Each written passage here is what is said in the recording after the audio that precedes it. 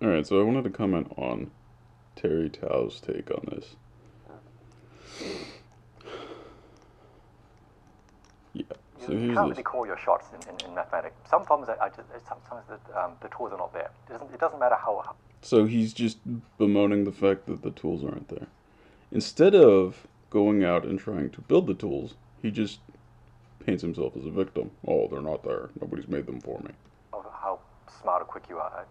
The analogy I have is like climbing. If you want to climb a cliff that's 10 meters high, you can probably do it with the right tools and equipment. But if it's just a sheer cliff face, a mile high, and there's just no handholds whatsoever, you just forget it. It doesn't.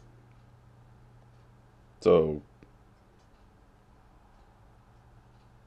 if nobody made it easy for you before you even start, don't start. That's what he's saying. Matter how strong you are or whatever. You have to wait until there's some sort of breakthrough, like You have to wait for somebody else to figure it out.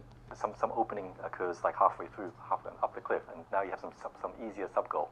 There are some speculation as to some possible ways to attack the conjecture, but nothing is really promising currently. Right. So he's playing victim. And if you look at his career, right, people are like, oh, he's this super genius. What he's done, he is taken, he's aware of what other people have done, and he has leveraged that to solve problems that other people have identified.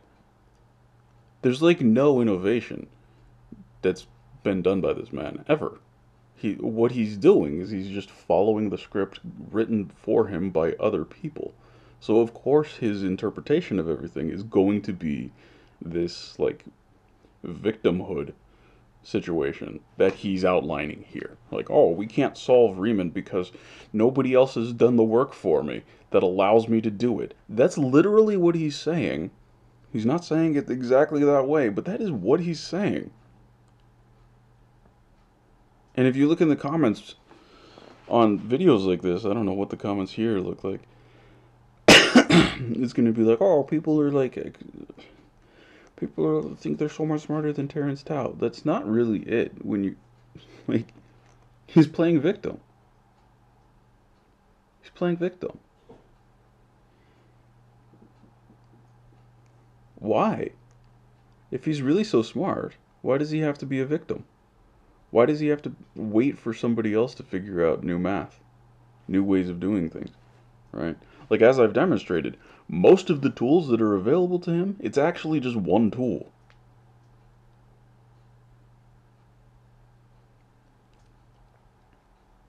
Right? The majority of tools that you have at your disposal when you're working with mathematics are things like multiplication, addition, subtraction, division, exponents, roots, logarithms, those things, and maybe some trig, but he's not doing trig stuff for the most part. So you're not looking at that. So those transcendental functions, we're not so interested in those. So it's pretty much just the algebraic functions and maybe some manipulations of them, like so we're playing with like matrices or complex vectors or God knows what. Those are all just sort of like very minor modifications of those basic those algebraic things. So it's all kind of just one thing.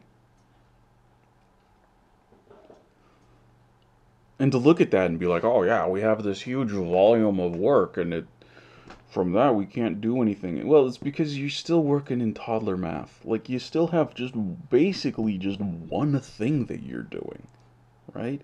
You can measure a distance, translate that into a value, and then compare that to other things via your algebraic operations, which all boil down to the same thing. It's a single operation, really.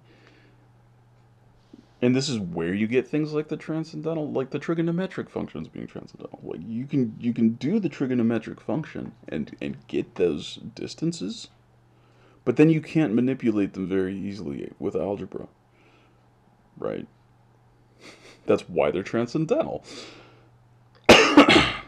That's the problem, right? You're able to find those values, but you can't manipulate them fully as you can like square root of 2. You can do more with square root of 2 than you can with pi on 3. But pi on 3 is something that you get out of the trig functions. So we're still kind of in the same situation that we were 4,500 years ago. Like, not really that much has actually changed. Modern mathematicians love to pat themselves on the back. Oh, look at all the things we've solved and proven and figured out. But it's you haven't. What you've done is you've just kind of like built up this this big wad of crap that's attached to just one thing that you did. And like, oh, look how heavy and big it is. It must be amazing. And it's really just a giant turd. And then you get this, like, victimhood sort of mentality. Like, oh, well, with all this work that we've done, it's still not enough. But instead of, like, going out and trying to find more, like, actually, genuinely more, you just, like, sit there and your heroes, like Terence Tao, for the most part, are sitting there just using the tools that were already given to them by somebody else to solve problems that were defined for them by somebody else. But only partially, for the most part. And this is your hero. Okay? And I'm not saying that I'm smarter than Terry Tao by any stretch. What I'm saying is, when you look at what is actually happening here, it's not impressive.